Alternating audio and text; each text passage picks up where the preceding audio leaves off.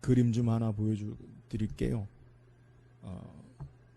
세계에서 가장 비싼 그림입니다. 이탈리아어로 살바르트 문디라고 하는데 누구 같아요? 예? 누구 같아요? 모르겠어요. 이 살바르트 문디라는 말은 이탈리아어로 세상을 구원하는 이 누구예요? 예수님이에요. 예수님. 됐어요. 이 그림은 그림 그만 보여줘도 된다고요. 그림 좀 그만 보여주라고 이제. 그림을 너무 보여줘. 세계에서 가장 비싼 그림이었는데 얼마나 되느냐? 2017년에 뉴욕 크리스티 경매에서 4억 5천만 달러, 우리 돈으로 5,200억짜리 그림이에요. 그러니까 세계에서 가장 비싼 그림이에요. 근데 이 예수님의 그림은 레오나르도 다빈치에 의해서 그려진 그림으로 그렇게 알려져 있는데, 이 그림에 대한 재미있는 그러한 이야기, 히스토리가 있어요. 맨 처음에 이 그림이 경매에 붙여질 때는 영국 런던의 소도비 경매에서 45파운드, 그러니까 우리나라 돈으로 환산하면 68,000원에 낙찰된 그림이었어요. 그런데 이 그림이 2005년에 이 그림이 레오나르도 다빈치의 그림일 것이다 라고 그렇게 추정이 돼서 1만 달러가 되었다가 2013년에는 러시아의 재벌 드미트리 리볼로블레포가 1억 2,700만 달러, 한화 우리나라 돈으로 1,400억에 이걸 사게 되었어요. 그리고 이 그림이 2017년 사우디 왕자 무하마드 빈 살만 왕세자가 4억 5천만 달러, 그러니까 5,200억을 주고 사서 이 그림이 세계에서 가장 비싼 그림이 되었어요.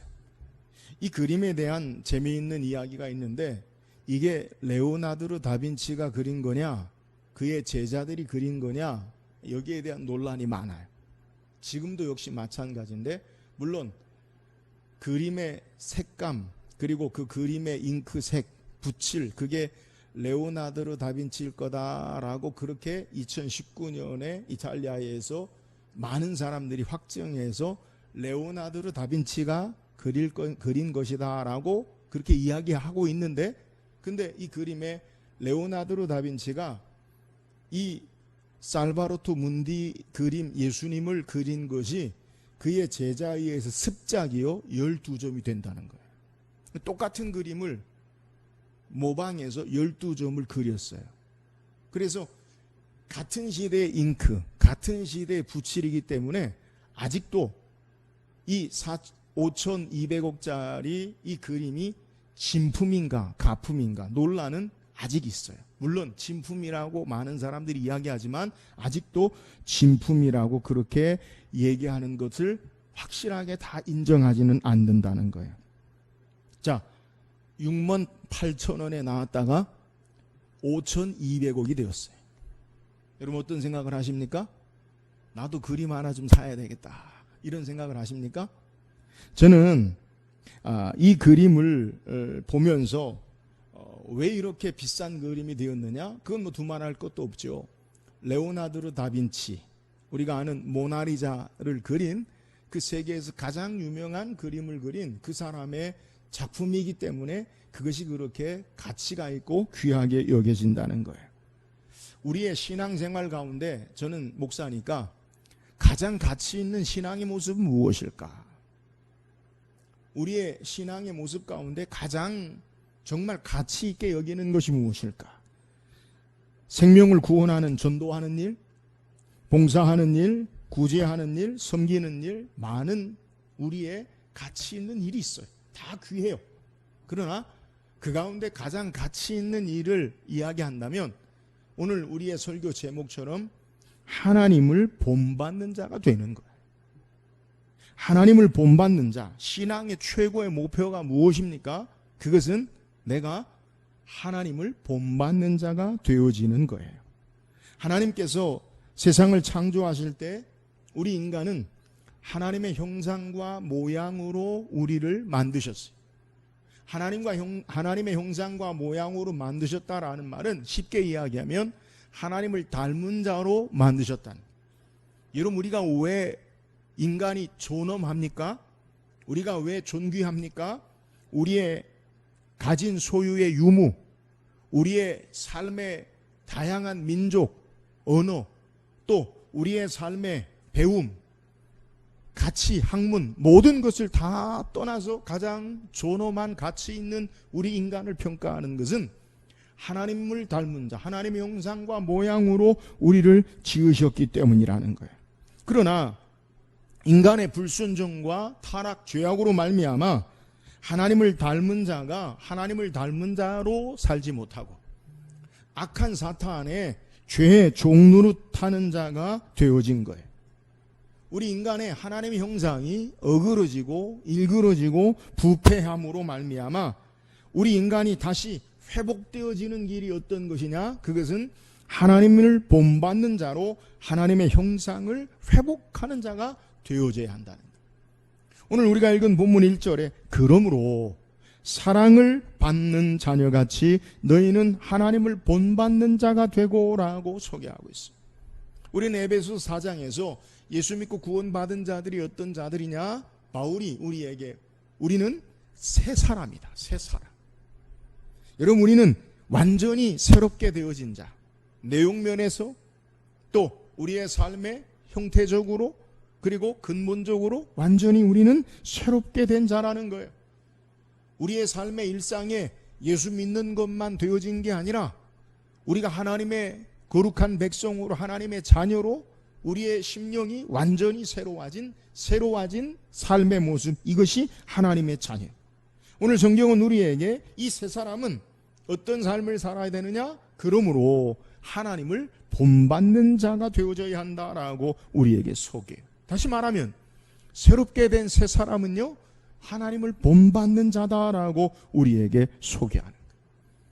하나님을 본받는 것이 무엇입니까? 우리는 하나님은 영이시기 때문에 그의 형태, 모습, 그것을 본받을 수는 없어요.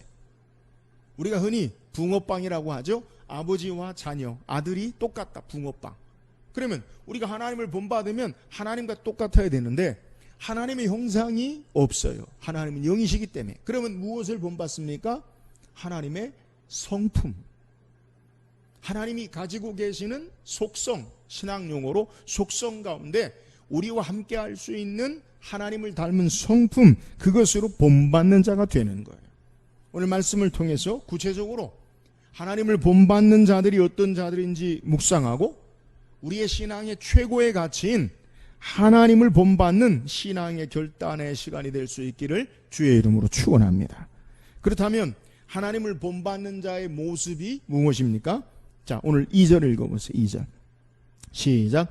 그리스도께서 너희를 사랑하신 것 같이 너희도 사랑 가운데서 행하라. 그는 우리를 위하여 자신을 버리사 향기로운 제물과 희생 제물로 하나님께 드리셨느니라.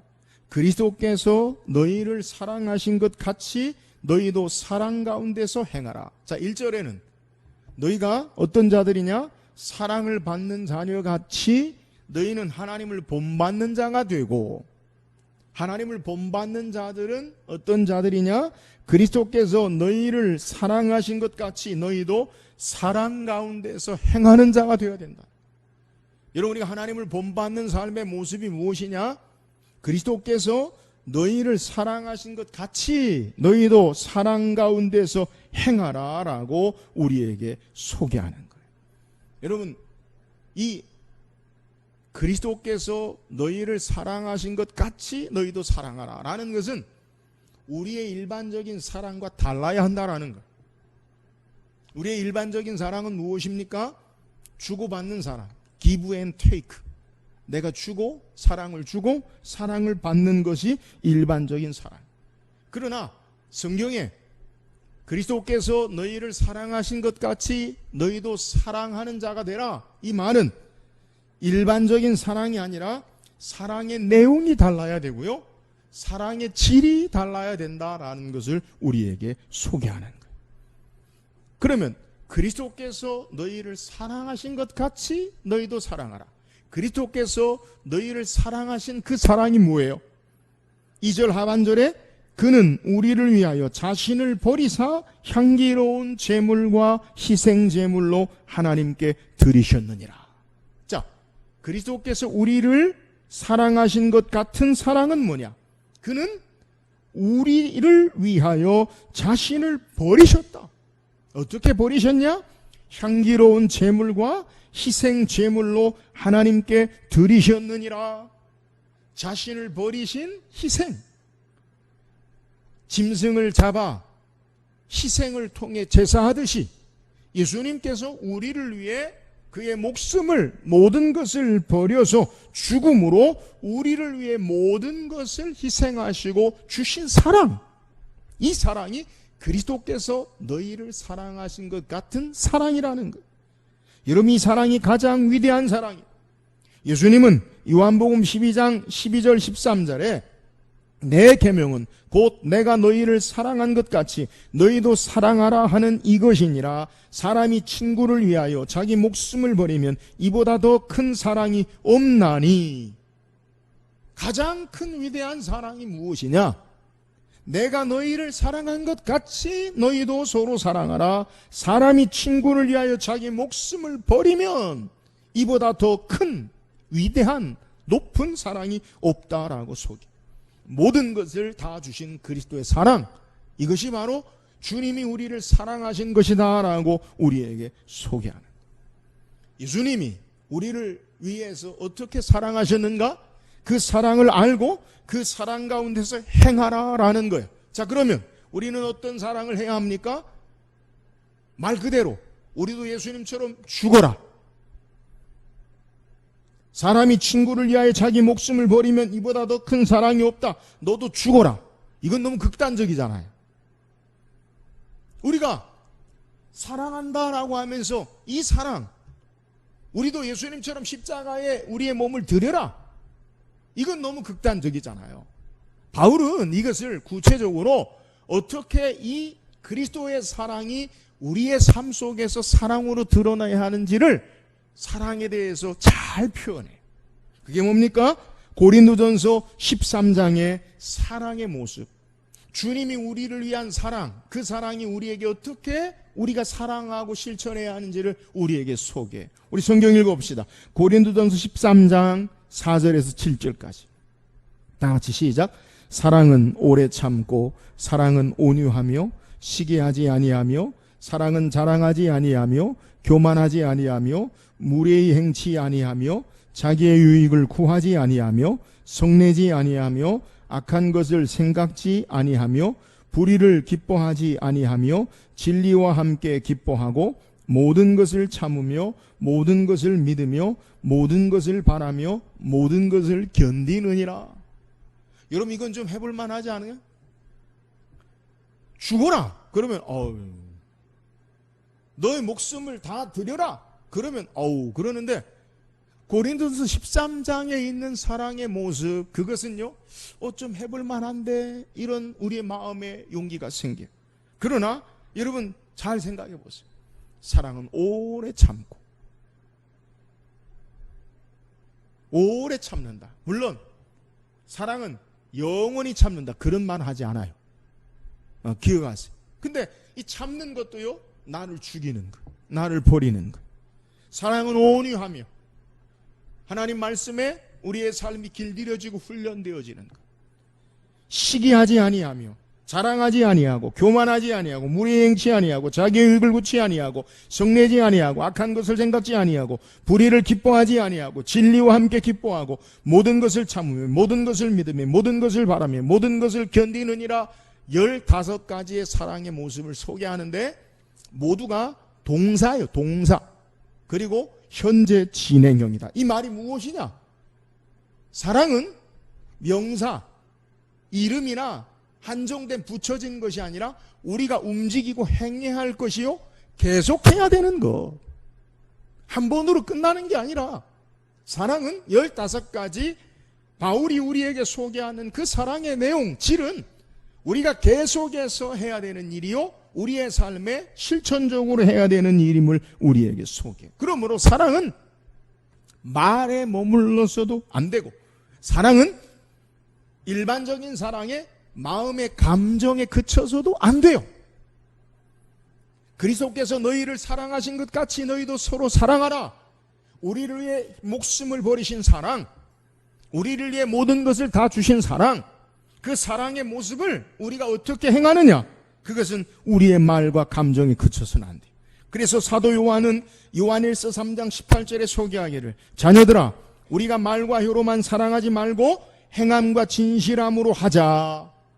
여러분, 하나님을 본받는 최고의 모습은 그리스도께서 우리를 사랑하셨듯이 우리가 서로 사랑하는 건데, 이 사랑은 우리의 말과 혀로만 되지 않고 향기로운 제물과 희생제물, 모든 것을 다 드리신 희생의 수고와 헌신이 있는 사랑임을 우리에게 소개하는 거예요. 그러므로 바울이 우리에게 소개하고 있는 동사로 우리에게 15가지의 사랑의 정의, 그래서 사랑은 수고가 없고 희생이 없는 사랑은 사랑이 아니에요. 여러분 기억하세요. 사랑한다라고 하면서 수고가 없고요, 희생이 없고요, 우리의 삶이 행하지 않는 것, 그건 사랑이 아니라는 거예요. 여러분, 우리의 일반적인 사랑의 모습과 성경이 우리에게 말하는 사랑을 분별하고 구별할 줄 알아야 돼요. 제가 처음에 말씀드렸어요. 사랑의 내용이 다르고요, 사랑의 질이 다르다. 여러분, 우리가 사랑한다라고 한다는 것, 그 감정에 우리의 사랑의 내용이 뭡니까? 내가 좋아하는 걸 사랑하죠. 사랑하면 유쾌하죠. 좋죠. 사랑하면 설레죠. 근데 그 사랑의 내용과 질을 보면 나에게 집중되고 자기중심적이에요. 내가 좋아서 사랑해요. 내 감정이 좋아서 내가 사랑한다, 좋아한다라고 그렇게 말한다는 거예요. 그런데 오늘 성경이 우리에게 말하는 예수님의 사랑, 하나님을 본받는 그리스도께서 너희를 사랑하신 것 같이 너희도 사랑 가운데 행하라. 그 사랑은요, 내 감정과 좋아지는 기분과 내 삶이 아니라 타인을 향한 사랑임을 우리에게 소개해. 내 감정과 기분이 좋아지는 사랑이 아니라 자신을 내어드린 희생의 사랑, 헌신의 사랑, 자신을 드리는 사랑, 때로는 손해를 보는 사랑, 이것이 바로 사랑의 주님의 모습을 본받는, 하나님의 모습을 본받는 사랑이다라는 사실을 우리에게 소개하고 있는 거예요. 여러분, 우리의 사랑을 성경의 사랑과 구별하고 분별할 줄 알아요. 내 감정에 따라 내가 사랑합니다라고 했다. 감정이 지나면 아예 안 사랑해. 여러분, 그건 그리스도께서 너희를 사랑하신 것 같이 너희도 서로 사랑하라라는 사랑이 아니잖아요. 그잖아요? 우리의 감정과 일반적인 자기중심적인 사랑, 그거 하지 말라는 거예요. 여러분, 분별할 줄 알아야 돼요. 이제는 하나님을 본받는 자로 어떤 사랑을 하느냐? 희생적인 사랑, 수고하는 사랑, 손해볼 줄 아는 사랑, 내 삶을 드리는 사랑, 기대하지 않는 사랑. 여러분, 이거 어려운 거예요. 이런 사랑이 바로 하나님을 본받는 그리스도께서 우리를 사랑하신 것 같이 너희도 서로 사랑하라 라는 말씀의 사랑이라는 거예요. 나를 위한 사랑, 나에게 유익을 주고 나에게 기쁨을 주고 나를 기분 좋게 하는 그 사랑이 아니라 다른 사람을 유익해 하는 사랑, 이기적인 사랑이 아니라 이타적인 사랑, 이것이 바로 우리가 사랑해야 할 모습인 것을 우리에게 소개하는 거예요. 사랑 여러분, 저와 여러분의 사랑이 이제는 나의 자기중심적인 사랑에 그치지 아니하고 그리스도의 사랑을 본받아 희생과 사랑과 수고와 헌신의 사랑이 있기를 주의 이름으로 축원합니다. 또한 하나님을 본받는 자의 삶의 모습이 뭐예요? 3절 4절 읽어보세요. 3절 4절 시작. 음행과 온갖 더러운 것과 탐욕은 너희 중에서 그 이름조차도 부르지 말라. 이는 성도에게 마땅한 바니라. 누추함과 어리석은 말이나 희롱의 말이 마땅치 아니하니 오히려 감사하는 말을 하라. 하나님을 본받는 자의 삶의 모습, 그것은 그리스도께서 너희를 사랑한 것 같이 너희도 사랑하는 자가 되어져라. 희생의 사랑, 이타적인 사랑, 수고의 사랑, 헌신의 사랑. 나를 위한 사랑이 아니라 타인을 위한 사랑. 또 하나님을 본받는 자의 삶의 모습은 두 번째, 그것은 거룩한 정결한 삶을 살아라. 여러분, 사랑도요, 내용과 질이 달라야 된다고 말씀드렸잖아요. 내가 사랑이 많다고 우리 집사람 사랑 외에 다른 여자를 사랑하면 그 사랑이 아니에요. 그잖아요? 그 사랑이 아니에요. 사랑도요, 어떤 사랑을 해야 되느냐? 거룩한, 정결한 사랑, 정결한 삶으로 그 사랑이 있어야 돼요. 오늘 본문에 거룩함 가운데 에베소 교회 성도들에게 먼저 정결한 삶을, 어떤 삶을 사느냐? 음행과 온갖 더러운 것과 탐욕은 너희 중에서 그 이름조차도 부르지 말라라고 소개하고 있어요. 여러분, 음행이 뭡니까? 결혼 관계 이외의 모든 남녀의 성적인 관계가 음행이에요. 결혼 관계 이외에 남녀의 모든 성적인 관계는 음행이에요. 여러분, 분명히 아셔야 돼요. 그럼 성은 뭐냐? 여러분, 그건 하나님이 결혼 관계 속에서 우리에게 주신 축복이에요. 근데 결혼 관계 이외의 성은, 그것은 축복이 아니라 그것은 죄악이에요. 결혼이라는 가정을 통해 주신 것이지 이것을 뛰어넘는 모든 것은 잘못된 거예요. 성경이 우리에게 분명히 소개해요. 남자가 그 여자를 떠나, 그 부모를 떠나, 남자가 그 부모를 떠나 여자와 한 몸이 될지니라. 신비적인 연합. 이제 에베소 5장에 우리가 계속 살펴볼 텐데, 이 결혼의 관계, 남녀의 결합을 하나님은 거룩한 모습으로, 교회와 그리스도의 관계로 거룩한 모습으로 소개해요. 여러분, 거룩한 거예요. 신비적인 몸의 연합, 영적인 연합, 가정은 거룩한 거예요. 근데 이 관계를 떠난 성은 그건 죄악이에요. 분명히 깨달아야 돼요. 목사님, 요즘 시대에 그런 말씀을 하십니까? 성경이 우리에게 말합니다. 모든 사람이 다 그렇게 세상이 말해도요, 말씀에 따라 우리는 바른 신앙의 삶을 살아야 함을 우리는 깨달아야 돼요. 또한 우리에게 온갖 더러운 것을 행하지 말아라 소개하고 있어요. 본문에 더러운 것의 의미가 뭐냐?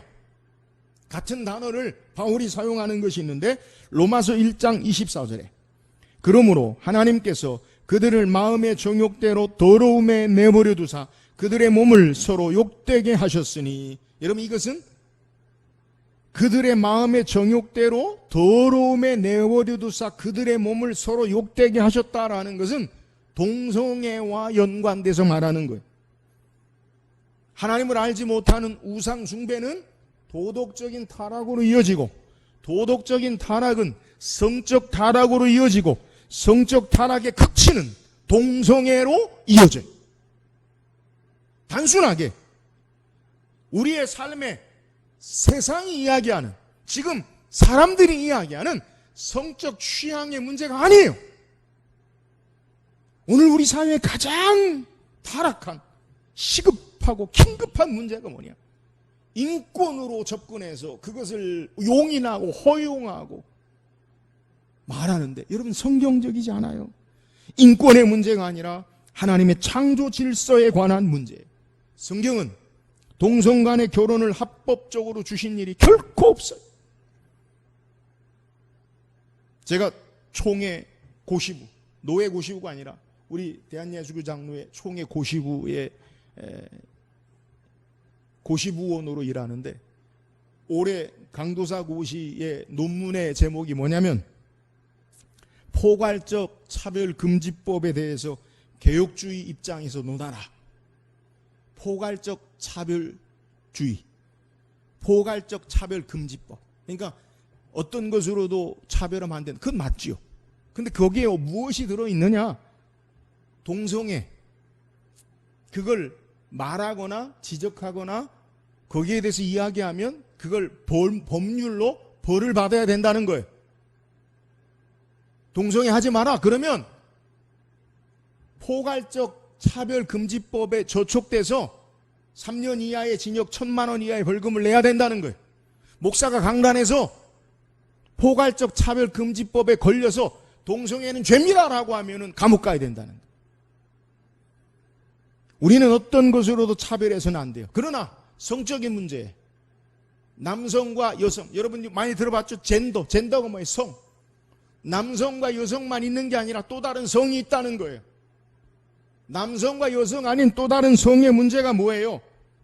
성적인 취향.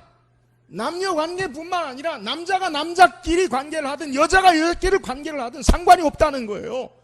인정해 주라는 거예요. 여러분, 이건요 성경이 말하는 게 아니에요. 하나님이 세우신 가정을 파괴하는 거요, 창조 질서를 정면 반대하는 거요, 사탄의 교묘한 속임수요, 성경이 말하는 더러운 것 버려야 돼. 그건요 인권의 문제가 아니에요. 우리는 그런 자들을 불쌍히 여기고 위에서 기도하고 호용하지만 돌이키게 하는 것, 이게 바른 신앙이랍니다. 또한 탐욕이 있습니다. 우리는 탐욕이 물질적인 것만 생각해요. 근데 성경은 단지 물질적인 부분만 탐욕으로 말하지 아니하고 우리의 삶의 모든 것에서 우리가 권한이 없는데 탐하는 마음을 소개해요. 모든 것을 포괄하는 마음, 단어예요. 내가 만족을 얻을 수 있다면 다른 사람에게 상처를 주고 그것을 가지려는 태도가 탐욕이에요. 음행과 더러운 죄의 근원은 탐욕에 있어요. 내 것이 아닌 것, 다른 것을 탐하고 내 것이 아닌 다른 즐거움을 탐하고 그 인간의 욕심 가운데서 그것이 탐욕에 있다는 거예요. 성경은 이런 것을 너희 중에서 그 이름이라도 부르지 말라. 이름이라도 부르지 말라. 정결한 하나님을 본받는 자의 마땅한 삶이 아니라. 계속해서 4절에 성도가 말하는 것이 마땅치 아니하는 것을 또한 계속 소개하는데 세 가지, 누추함과 어리석은 말과 희롱의 말이요. 이 모든 것은 마땅치 않은 말은 3절에 성적인 것과 연결돼 있어요. 누추함은 천하고 속되고 더러운 말로 부끄러운 말과 같은 의미요. 어리석은 말은 죄악의 속성을 가지고 좋지 못한 것을 말하고 분별 없이 중얼거리거나 군소리하는 것을 말하고, 희롱의 말은 외설적인 농담이나 독설을 말해요. 여러분, 이런 정결하지 못한 말과 행위는 하나님의 사랑을 받는 자녀로 마땅치 않다라는 것. 하나님을 섬기지 않는 우상숭배는 도덕적인 타락으로 이어지고, 도덕적인 타락은 성적인 타락으로 이어지고, 성적인 타락은 동성애와 각양 성적인 문란한 것으로 이어지는 것을 우리에게 소개하는. 저는 설교를 준비하면서 야, 주일날 내가 이런 걸 해야 되나, 이런 말을 해야 되나, 이런 망설이기도 했어요. 그러나 오늘 성경 에베소서 5장, 바울이 에베소 교회 성도들에게 보내는 편지 가운데 에베소의 상황은 어떠한가? 1세기 세계 4대 도시가 있어. 1세기 바울이 살던 동지 세계의 4대 도시가 어디냐? 로마, 콘스탄티노플, 고린도, 에베소. 그 당시의 세계관의 가장 큰 도시예요. 근데 이 에베소에는 무엇이 있느냐? 유명한 게 있는데 아데미 신전이 있어요. 우리가 이야기하는 다이아나 여신이 있어요.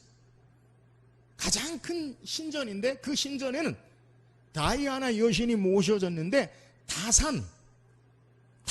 다산의 상징인 다이아나 여신이고, 그 다이아나 여신의 사제들은 여자 사제들인데 공식적인 공창, 제사하고 연결되면 누구나 그 제사를 다이아나 여신에게 제사하고 성적인 관계를 그 제사의 의식 가운데 다 행해요.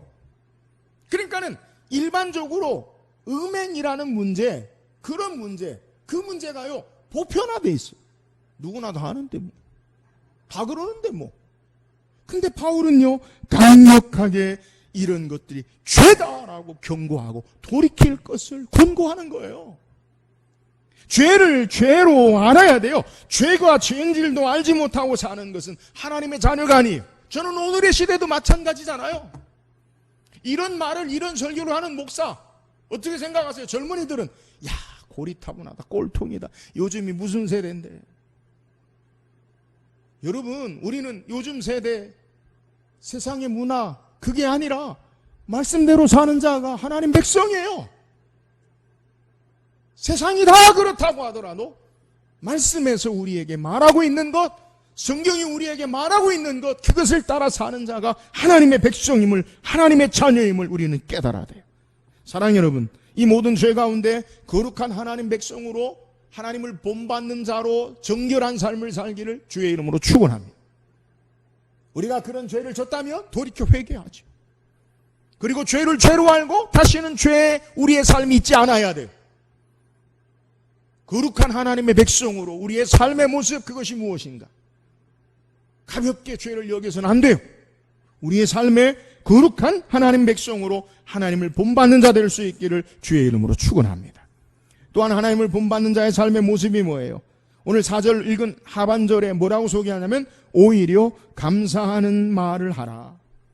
하나님을 본받는 자로 더러운 것, 그것을 하지 않고 자녀로, 하나님의 자녀로 정결한 거룩한 삶을 살기 위해서는 그러한 음행이나 더러운 것, 누추함, 희롱, 그런 것들 하지 않기 위해서 우리는 어떤 삶을 사느냐? 오히려 감사하는 말을 하라. 음행과 더러운 것, 탐욕과 누추함과 어리석음과 희롱의 말은 이름이라도 부르지 말라라고 소개하고, 그것을 해결할 수 있는 해결책을 뭐라고 소개하느냐? 신앙 안에서 오히려 적극적으로 감사하는 말을 하라. 이게 하나님의 자녀의 삶이라는 거예요. 본문의 오히려라는 말, 그것은 헬라어 의미로 더욱, 더 많이, 더 크게. 그러니까 앞에 음행과 더러운 것과 탐욕과 누추함과 어리석은 말이나 희롱의 말, 그것은 이름조차도 부르지 말고 더욱 크게, 더 많이, 그런 것보다 감사의 말을 더 많이 해라. 감사가 더 많아져야 한다. 이것을 우리에게 소개하는 거예요. 바울이 우리에게 소개하고 있는 정결하지 못한 행위와 말의 해결책은 우리가 감사하는 거라는 거예요. 하나님의 은혜 앞에 감사하지 못하니까, 감사가 잃어버리니까, 감사가 없어지니까 정결한 삶을 살지 못하고 거룩한 삶을 살지 못한다라는 거예요. 감사가 사라진 곳에 죄악된 것으로 행하는 것이 채워진다라는 것을 우리에게 교훈해요. 여러분 기억하세요? 감사가 사라지면 죄악된 것이 채워져요. 내가 감사가 없다. 그러면 나에게 죄악된 유혹과 다른 것이 나에게 채워진다. 이걸 우리에게 이야기하는 거예요. 바울은 로마서 1장에 인간의 타락한 모습을 소개할 때 로마서 1장 21절에 하나님을 알되 하나님을 용화롭게도 아니하며 감사하지도 아니하고 오히려 그 생각이 허망해지고 미련한 마음이 어두워졌나니, 하나님을 알되 하나님을 용화롭게도 아니하며 감사하지도 아니하고, 하나님께 감사하지 아니하면 그 마음이 허망하고 미련하고 어두워진 것을 우리에게 소개한다는 거예요. 하나님께 감사하는 삶, 이것이 우리에게 거룩한 하나님의 자녀의 삶을 사는 모습이라는 거예요. 여러분, 타락한 인간의 마음이 무엇이에요? 하나님을 알되 하나님을 용화롭게 아니하고 감사하지 않는 거예요. 감사하지 않으니까 그 마음이 헛된 것에 허망해지고 그 생각이 미련하여 어두워진다라는 것을 우리에게 소개하는 거예요. 그래서 죄악으로 행하는 거예요. 그러므로 하나님을 본받는 자들은 하나님 앞에 감사하는 삶을 살아요. 감사를 더욱 많이 하는, 오히려 더 크게 감사하는 삶, 이것이 마땅한 거룩한 하나님의 백성. 하나님의 사랑에 감사하고, 하나님의 은혜에 감사하고, 하나님의 구원하심에 감사하고, 우리를 향하신 놀라운 계획과 일하심에 하나님을 소망하고 기대하고 삶 가운데 하나님 앞에 감사하는 자가 되어야 돼요. 여러분이 감사가 사라진 곳에 원망과 불평과 죄악의 더러운 것이 들어오게 돼 있어요. 사탄은 항상 우리에게 감사를 잃어버리게 하고 죄악으로 우리를 유혹해요. 기억하세요. 창세기 3장에 사탄이 우리 인류 처음에 아담과 하와를 어떻게 시험하고 유혹합니까? 사탄이 여자에게 접근해서 말하지요. 창세기 3장 1절에 보니까 그런데 뱀은 여호와 하나님이 지으신 들짐승 중에 가장 간교하니라. 뱀이 여자에게 물어 이르되 하나님이 참으로 너희에게 동산 모든 나무의 열매를 먹지 말라 하시더냐? 여러분, 사탄이, 뱀이 하와에게, 인간에게 가장 처음 먼저 말하는 것이 뭐예요? 하나님이 참으로 동산나무의 모든 실과를 먹지 말라 하더냐? 여러분 생각해 보세요. 하지 마! 어떤 마음이 생겨요? 마음이 꽉 닫히죠. 부정적인 생각 확. 그죠? 먹지 마! 이런 말이에요. 하나님이 너에게 먹지 마! 그랬지. 그러니까 내 마음이요. 그렇지 않은데, 하나님 그렇게 말씀하지 않았는데, 마음이요. 싹 우리의 마음이 닫혀져요. 인간 누구나요. 부정적인 말을 들으면 마음이 막 기분이 좋고 막 신나 그러지 않아요. 마음이 이렇게 굳어지고요. 닫혀져요. 그러니까 하와가 이야기하죠. 뭐라고 이야기해요?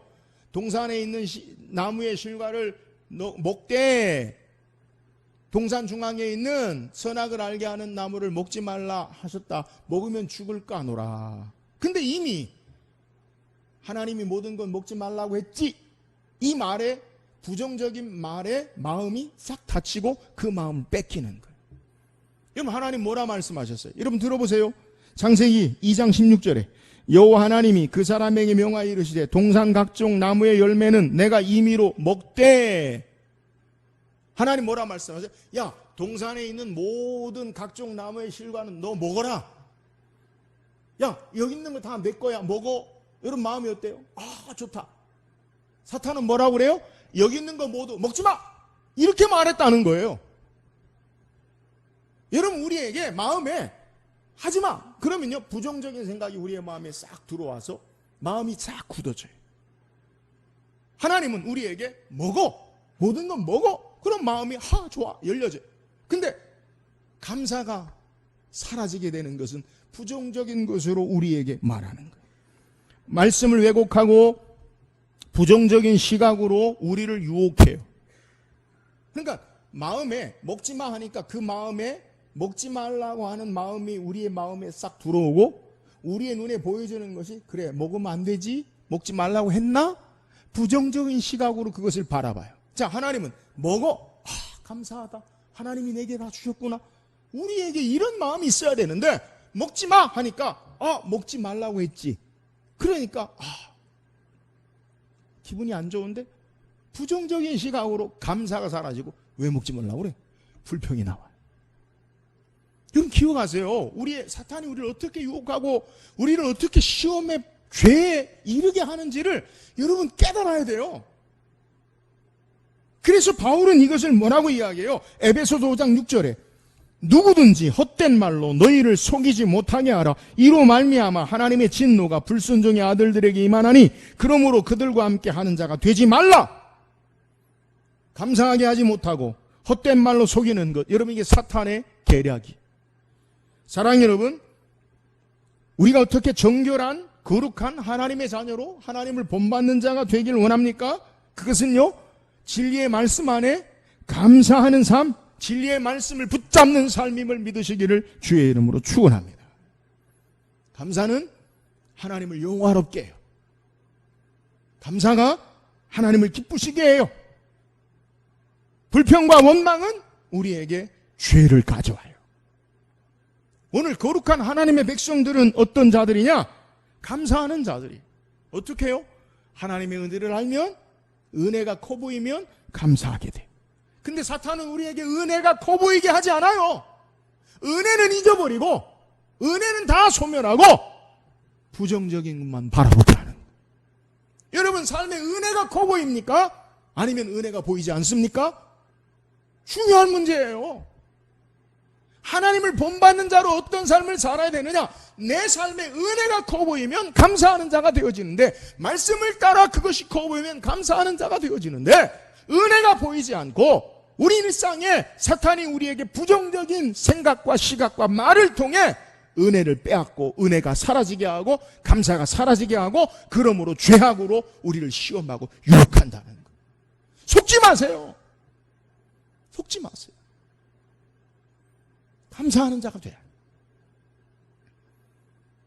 옆 사람에게 이야기합시다. 집사님, 권사님과 함께 예배하게 돼서 감사합니다. 목사님과 함께 예배하게 해서 감사합니다. 감사하셔야 돼요. 여러분 기억하세요. 중요한 문제예요.